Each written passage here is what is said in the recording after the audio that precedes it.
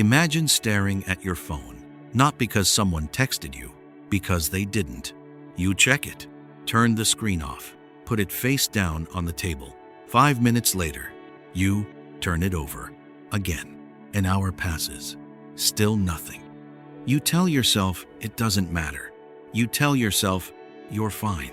But somehow, your entire day begins revolving around a message that hasn't arrived. Your focus fades. Your heart carries a quiet, dull ache, and a single question starts running in the background of your mind like an unclosed tab. Why? We tend to think that hearing no is the worst thing that can happen to us. We think rejection is the sharpest knife. But if rejection hurts so much, why does the silence before it feel unbearable? Why does waiting hurt even more than hearing the answer you dread? To understand that, you have to look at Alex. Alex is sitting on the edge of his bed. The room is dark, lit only by the soft, blue haze of his phone screen. It's 11:42 p.m. 3 hours ago, he sent a text. It wasn't a desperate text. It wasn't overly long. It was simple. Just a check-in. A small bridge thrown across a growing distance. He saw the tiny icon change. Read. Then nothing. At first, Alex doesn't panic. His mind builds a quick, comforting shield. They're driving, he thinks. They're in a meeting. Their phone died. They're typing. A long response. He puts the phone down and tries to watch a video. But 5 minutes later, his hand reaches for the device without his brain even giving the order. Unlocked. Blank lock screen. Locked. He puts it down. 10 minutes later, he does it again. His thumb moves on autopilot. He isn't just checking for a notification anymore. He's checking to see if his reality has changed. By midnight, the comforting excuses begin to crack. And that's when Alex's mind stops waiting and starts building. His brain takes the silence and begins to fill it. It replays the last time they spoke in person. He rewatches the scene in his head like a director analyzing footage. Was his tone wrong? Did he smile too much? Not enough? Did he miss a subtle shift in their eyes when he said goodbye? He replays the same 3-second memory over and over, changing only one detail each time.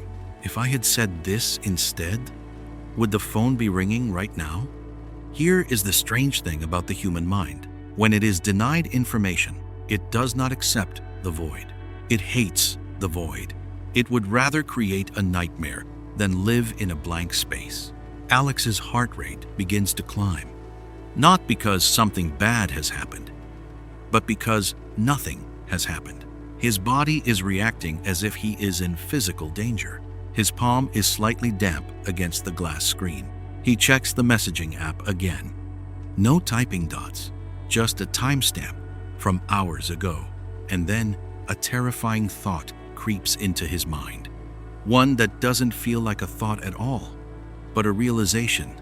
What if they aren't busy? What if they just don't care? Notice what just happened to Alex. Nothing in his physical environment changed. He is still sitting in the same quiet room. The walls haven't moved. The world outside his window is completely still. Yet inside his chest, a battle is raging. Why? Because the human brain was not designed for the unknown. For hundreds of thousands of years, uncertainty meant danger. In the wild, a rustle in the bushes could be the wind, or it could be a predator. If your ancestors assumed it was the wind, they were peaceful until they were eaten. If they assumed it was a predator, they felt anxiety. Their hearts raced. They prepared to fight or run. The ones who survived were the ones whose brains treated uncertainty as a threat. Your brain is a prediction machine. Its primary job isn't to make you happy. Its primary job is to keep you safe by guessing what happens next. When someone rejects you directly, the prediction machine finishes its work. The answer is bad, but the equation is solved. The loop is closed. But when someone leaves you unread, the machine stays running. It spins its gears faster and faster, burning emotional fuel, trying to calculate an outcome it doesn't have the data to solve. And that continuous gear spinning is what we feel as anxiety. It's now 1:15 a.m. Alex lies back on his pillow, staring at the ceiling. He turns his phone face down on the nightstand. He promises himself he won't look at it until morning. He closes his eyes. 1 minute passes. 2 minutes. A quiet vibration buzzes against the wood. In a fraction of a second, a surge of heat rushes from his chest straight to his fingertips. His heart leaps. His brain floods with a massive spike of chemical energy. He reaches out, grabs the phone, flips it over. It's a system update notification, or a low battery warning, or a marketing email, and instantly the high vanishes. In its place comes a crash deeper than the silence before. He feels exhausted, drained, almost sick. Why did that tiny buzz cause such a violent emotional drop? Because Alex's brain is currently trapped in the most powerful psychological trap known to science. It's called variable reward. In the 1950s, a psychologist named B.F. Skinner placed pigeons inside small boxes with a lever. If the pigeon pressed the lever and received a piece of food every single time, it pressed the lever when it was hungry and stopped when it was full. If the lever never gave food, the pigeon tried a few times, realized it was broken, and walked away forever. Clear rules, clear outcomes. But then Skinner changed the game. He set the lever so that food came out randomly. Sometimes on the first press, sometimes on the 10th, sometimes not at all. What happened to the pigeons? They went mad. They stood at the lever, pressing it compulsively, hundreds of times an hour. They forgot to sleep. They ignored everything else around them. The unpredictability didn't drive them away. It locked them in. When you know an answer is coming, but you don't know when or if, your brain doesn't lower its dopamine levels. It spikes them. Dopamine isn't the chemical of pleasure. It's the chemical of anticipation. It is the itch that demands to be scratched. It's the reason people pull the arm on a slot machine, not because they win every time, but because they might win on the next pull. Alex isn't just waiting for a text. He is trapped inside a human slot machine. Every time he picks up his phone, his brain is pulling the lever. Will it be now? Will it be this time? And the uncertainty makes the potential reward feel 100 times more valuable than it actually is.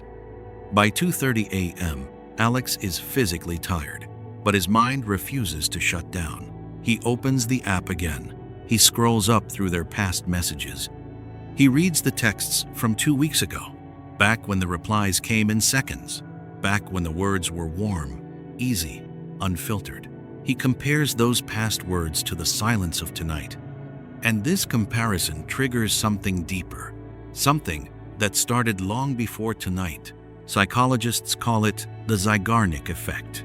In the 1920s, a Soviet psychologist named Bluma Zeigarnik was sitting in a busy Vienna cafe. She noticed something fascinating about the waiters. A waiter could remember complex, unfulfilled orders from a table of 12 people without writing anything down. They remembered every detail down to the side items. But the moment the bill was paid and the table was cleared, the waiter forgot the entire order completely. Zeigarnik studied this phenomenon and discovered a fundamental truth about human memory. The brain holds onto unfinished tasks with a tight, desperate grip. An open loop creates cognitive tension. The mind keeps the file open on your mental desktop, taking up processing power, refusing to let it go until it reaches a conclusion. When a conversation ends abruptly, when a relationship fades without an explanation, when a text is left hanging in the air, your brain registers it as an unclosed file. It stays open in the background of your life. It drains your battery while you try to work. It distracts you while you're with friends. It whispers to you while you try to sleep. Alex isn't just reacting to a phone screen. His brain is desperately trying to close an open psychological file, and without a final answer from the other person, his mind has to keep running the program. Hours pass. The sky outside Alex's window slowly shifts from dark black to a soft, cold gray. Morning has arrived. He didn't sleep. Not really. He wakes up from a light, restless drift and immediately reaches for the nightstand. His thumb finds the screen. Nothing. No new messages. And in that quiet morning light, something shifts inside him. The anxiety begins to turn into something else.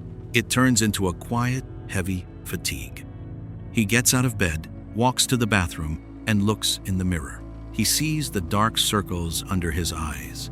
He feels the tightness in his shoulders. And for the first time all night, a clear, sharp question pierces through the noise. Why am I doing this to myself? Why is the silence burning so much deeper than if they had just texted back, "I don't think we should talk anymore"? If they had said those words, Alex would be sad. He might be hurt. He might cry. But he would be moving forward. He would be processing a reality. Right now, he isn't processing reality. He is trapped in a realm of infinite possibilities. Because here is the cruel secret of human psychology. The human heart can make peace with a loss. It cannot make peace with a maybe. A no is a wall. You can punch it, you can lean against it, you can sit at its base and weep. But eventually, you turn around and walk in another direction. The wall forces you to look away. Silence, however. Silence is an open field filled with fog. You take 3 steps forward, hoping you're going the right way. You pause. You hear a sound. You stop. You step back. You wait. You don't move forward because you think that at any moment the fog might clear and reveal the path you wanted. So you stay in the middle of the cold, waiting for a sign that never comes. Uncertainty leaves the door cracked open just enough for hope to slip through. And sometimes, hope is the very thing that keeps us bleeding. It's 9 a.m. now. Alex is sitting at his kitchen table with a cold cup of coffee in his hands. His phone sits 2 feet away on the wooden counter. He looks at it. He realizes something he hadn't noticed during the long, frantic hours of the night. All night, he thought he was waiting for their message. He thought their reply was the key that would unlock his peace of mind. He thought that if they just typed those few words, the tightness in his chest would vanish and everything would be okay again. But looking at the dark screen now, a quiet truth begins to surface. The pain he felt all night wasn't coming from the phone. It was coming from what he was giving away. With every check of the screen, with every invented scenario, with every hour spent staring at the ceiling, he had handed his peace, his self-worth, and his reality over to someone else's index finger. He was sitting in a prison cell, holding his breath, waiting for the person outside to decide if he was allowed to feel good today.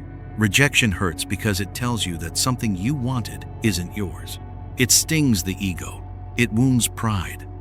But waiting does something far more subtle and far more dangerous. Waiting convinces you that your value is currently pending. It tells you that you are on hold, that your life cannot continue until someone else presses play. And so you sit in the quiet room of your own mind, holding your life in suspense, suspended between 2 futures.